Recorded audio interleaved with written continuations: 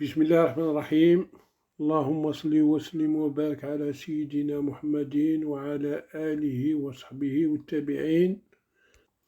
Sixième partie du livre Ramadan, ce mois de jeûne, de piété et de sacrifice face à la mondialisation dévorante de Cheikh Tahar Badawi. Ramadan et le Saint-Coran. Dans le Saint-Coran, Dieu, gloire et pureté à lui seul, dit: le mois de Ramadan au cours duquel le Coran fut révélé comme guide pour les hommes et preuve claire de la bonne direction et du bon discernement. Verset 184 de la sourate dite la Vache. Ce verset donne la raison principale de l'institution du jeûne au cours du mois de Ramadan, à savoir que la révélation du Saint-Coran s'est faite en ce mois béni. Sachant que le Coran est le meilleur moyen de purifier son cœur et d'élever son âme, il n'y a donc pas de meilleure façon de remercier Dieu de ce bienfait et l'adorer en ce mois où fut descendu le Coran que cet acte qui purifie le cœur et élève l'âme spirituellement, en l'occurrence le jeûne. Ceci nous amène à voir dans les développements suivants les débuts de la révélation coranique, le processus d'évolution et la finalité de ce livre sacré, rendant hommage aux hommes de science et incitant sans trêve à la recherche dans tous les domaines de la vie. Dans la sourate dite du destin ou des décisions, Dieu, grâce à lui seul, énonce: nous l'avons certes fait révéler, le Coran, parenthèse, pendant la nuit de la destinée. As-tu idée de ce qu'est la nuit de la destinée? La nuit de la destinée est préférée à 1000 mois. Durant celle-ci, descendent les anges ainsi que l'Esprit, Gabriel, en parenthèse, selon la volonté de leur Seigneur, par l'accomplissement de tout ordre. Elle demeure paix et salut jusqu'à l'apparition de l'aube. C'est dans cette nuit qu'a débuté la révélation du Saint-Coran. Elle est une nuit bénie, située au mois de Ramadan, où le livre céleste fut descendu en une seule fois de la tablette gardée à la demeure de la puissance dans le ciel inférieur. Puis, il fut révélé au fur et à mesure, selon les circonstances, durant 23 années, au messager de Dieu, qu'Allah le comble de sa grâce à jamais.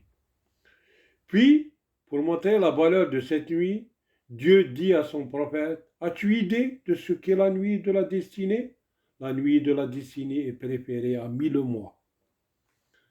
À ce propos, l'éminent exégète Mujahid raconte: parmi les fils d'Israël, il y avait un homme très pieux qui passait la nuit en priant et la journée en combattant les ennemis de Dieu.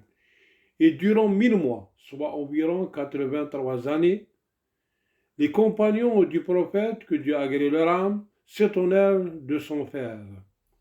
Dieu, pour répondre à cet égarement, fit descendre cette sourate pour montrer les valeurs intrinsèques de ce mois de jeûne, d'une part, et d'autre part inciter à suivre l'exemple de ce vertueux fidèle en priant seulement cette veillée dite de la destinée. Quiconque serait ainsi en mesure d'égaler les efforts de ce fidèle par la grâce de Dieu, qui lui réduit 1000 mois de piété et de lutte légitime en une seule nuit bénie, la nuit de la destinée. Durant cette nuit et jusqu'à l'aurore, en vertu de sa valeur et de ses mérites, une multitude d'anges descendent avec des bénédictions et de la clémence à tous ceux qui en demandent par leur comportement vertueux. Comme lorsqu'ils descendent pour écouter les récitations ça et là du Coran, ou pour entendre ceux qui se réunissent pour prier et implorer Dieu en les comblant de leur lumière. De même, pour mettre leurs ailes au service de celui qui apprend, recherche la science par égard pour lui. Il n'y aura toutes ces nuits que paix et salut jusqu'à l'aube, que certains élus arrivent d'ailleurs à contempler et à en déguster les délices. Cette nuit se distingue par rapport aux autres nuits de l'année en ce qu'elle se présente comme si elle était éclairée par une pleine lune sereine. On n'y sent ni chaleur ni froid. Le soleil du lendemain aura une faible lumière. Pour en profiter, le Saint-Coran, de son vivant, faisait sa retraite spirituelle, i'tikaf, durant le dernier jour du mois de Ramadan, en incitant ses épouses à en faire autant. Le grand jurisconsulte Malik ibn Ans a dit que les hommes se doivent de rechercher cette nuit par plus de prières durant toute la dernière décade du mois de Ramadan sans se limiter à une nuit précise et d'y multiplier leurs invocations, surtout dans les nuits impaires, commentant ainsi les recommandations prophétiques.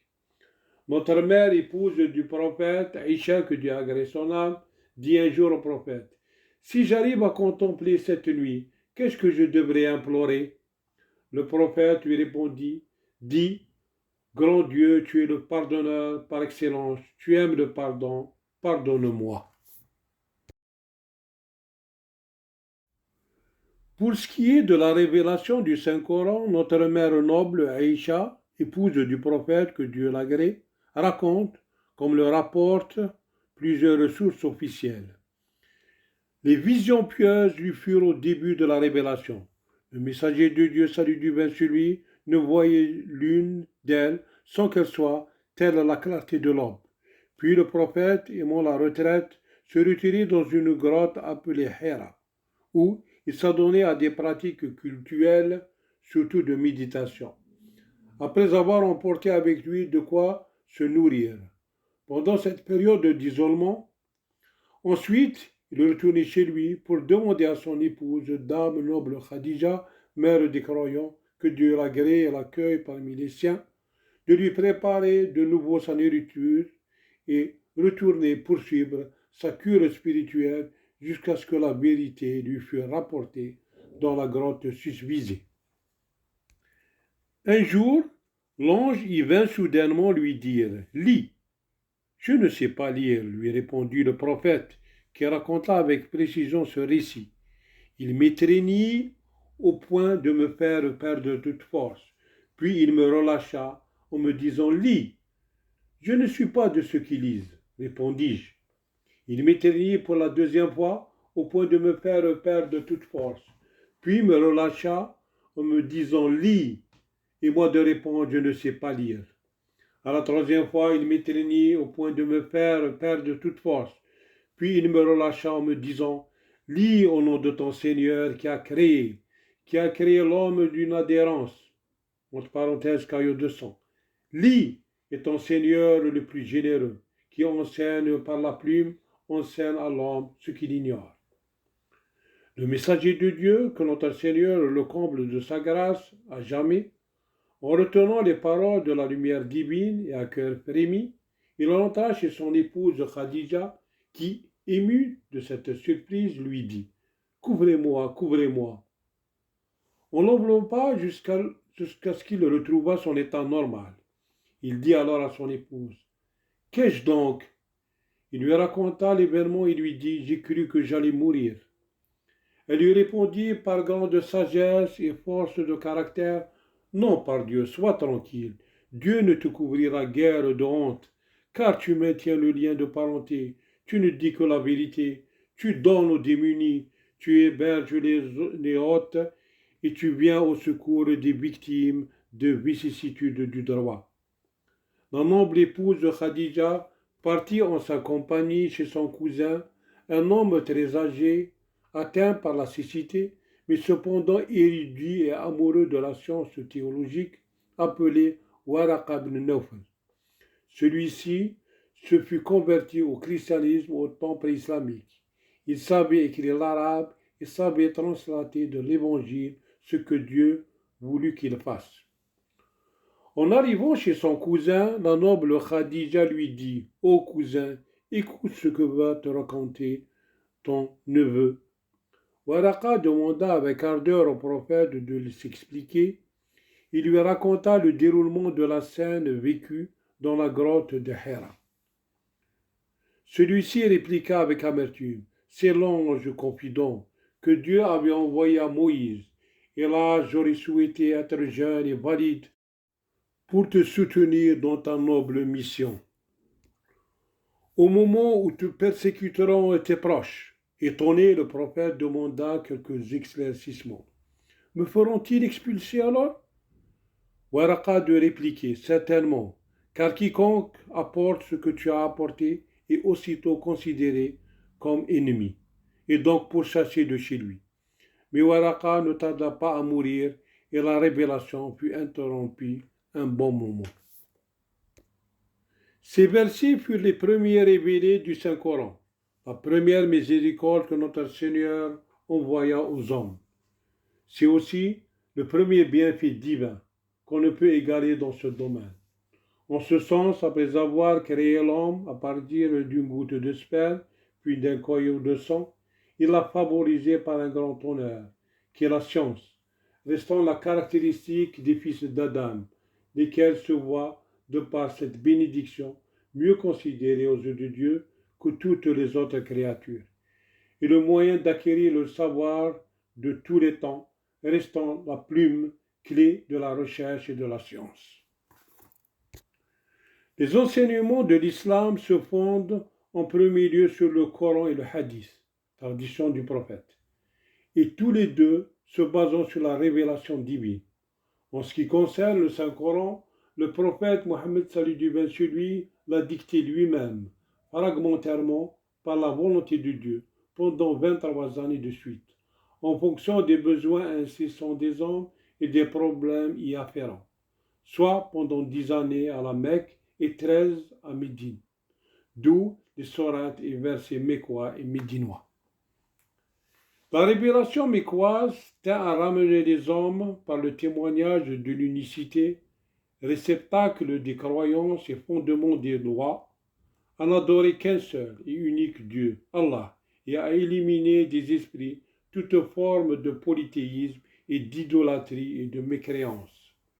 La révélation médinoise, quant à elle, se présenta comme étant une législation réglementant, hormis celle en rapport avec le jeûne et le pèlerinage, les relations d'un jeune État fondé sur l'égalité sociale, la fraternité et la justice, vis-à-vis d'une communauté aussi confuse qu'hétérogène.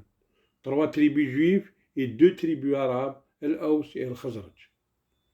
Le vénéré prophète précisait « c'est de Dieu », à moi révélé par l'ange Gabriel. Quant au hadith, c'est le recueil de ce que le prophète a dit, mais sans donner l'ordre de l'inclure dans le Coran. Recueil aussi de ce qu'il a fait ou toléré chez ses compagnons. Noter, c'est dire et décrire ses comportements dans leurs moindres détails, puis entrepris par ses compagnons sur leur propre initiative, bien entendu selon les capacités individuelles de chacun. Si à une quelconque occasion la révélation tardait à venir, le prophète, salut divin sur lui, consultait ses compagnons. Il consacra ainsi le principe de la consultation et mit fin à toute tentative d'abus de pouvoir ou d'autorité, phénomène connu jusqu'alors dans les relations tribales et notamment dans les civilisations anciennes.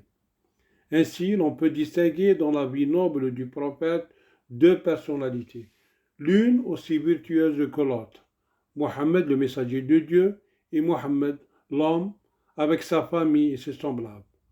Dans les 2 cas de figure, il reste cependant le guide suprême de l'humanité entière.